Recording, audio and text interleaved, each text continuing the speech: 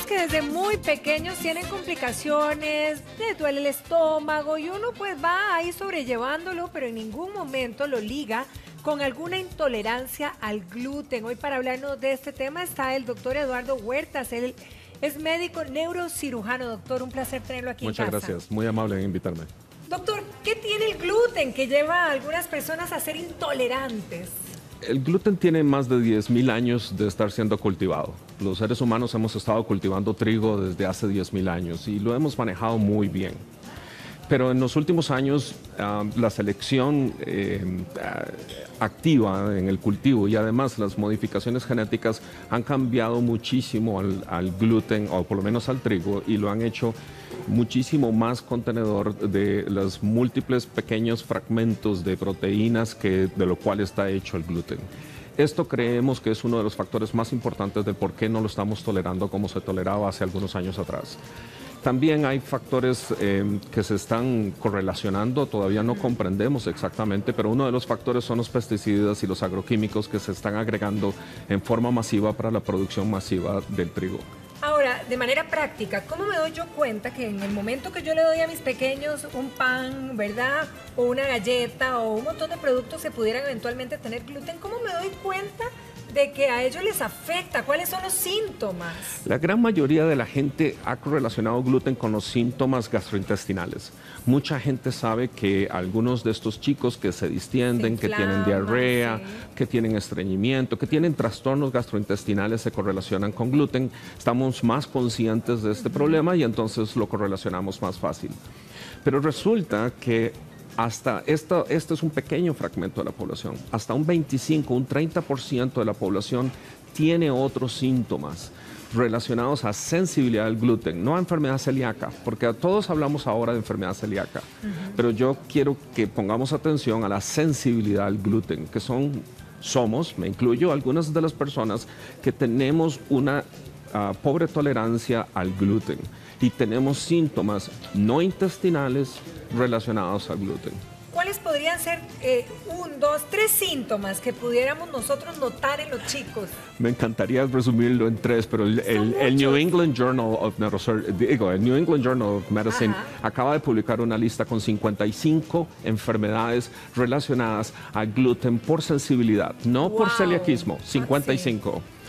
Dentro de ellas, en niños, por ejemplo, está directamente relacionado con déficit atencional, trastornos de comportamiento y autismo. Que todo eso pudiera generar el consumo. Está relacionado, que muy probablemente esto está empeorando su cuadro. No estoy diciendo que es la causa, estoy diciendo que es algo que empeora su sintomatología.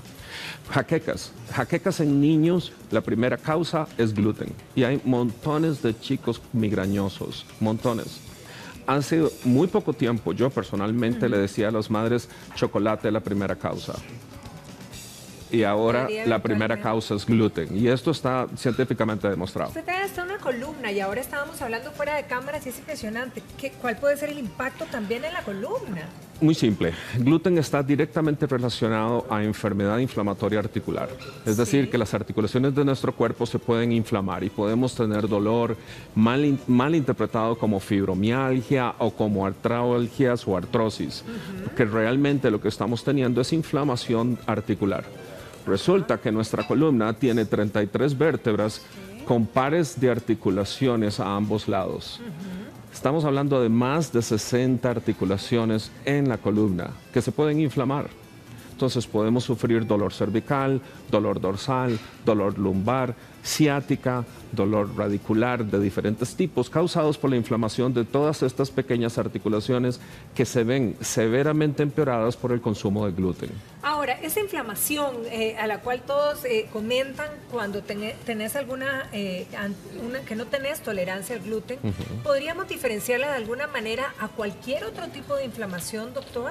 Por supuesto, hay muchas, bueno, para eso todavía estamos los médicos, debemos de ayudar y orientar, pero uno de los factores más importantes que hemos visto es que la gran mayoría de nuestros pacientes hacemos pruebas, eliminamos gluten y vemos a ver si el gluten es un factor. No estoy diciendo que es la causa, quiero que quede eso claro, estoy diciendo que es un factor y puede ser un factor muy, muy importante. Entonces eliminamos gluten en nuestros pacientes por un periodo de 4 a 6 semanas y vemos la respuesta. Y es importante señalar aquí que en el examen de sangre saldría Correcto, negativo. correcto. En el examen de sangre no estamos hablando de celíacos, estamos hablando de sensibles a gluten y no necesariamente el examen va a salir positivo. Entonces, si el examen sale negativo, podemos tener una falsa idea de que no tenemos sensibilidad al gluten y no es así. Doctor, bueno, este es un tema que verdaderamente se las trae. Quisiera dejar aquí en el tapete, volverlo a tener aquí en nuestra casa para seguir ahondando en esto. Claro, encantado. Porque hay mucha confusión también, gluten, celíacos, ¿qué hago si no salí positivo? Entonces, ¿dejamos esa cita, doctor? Por supuesto. Muchísimas gracias. Muchas gracias. Un placer tenerlo aquí y dejamos pendiente ahondar en este tema. Y nosotros de momento nos vamos a una pausa, pero ¿saben qué? Quédense aquí porque vamos a hablar de cistitis, de todas aquellas famosas situaciones que tenemos nosotras las mujeres y aquí le vamos a dar las soluciones, así que en unos minutos.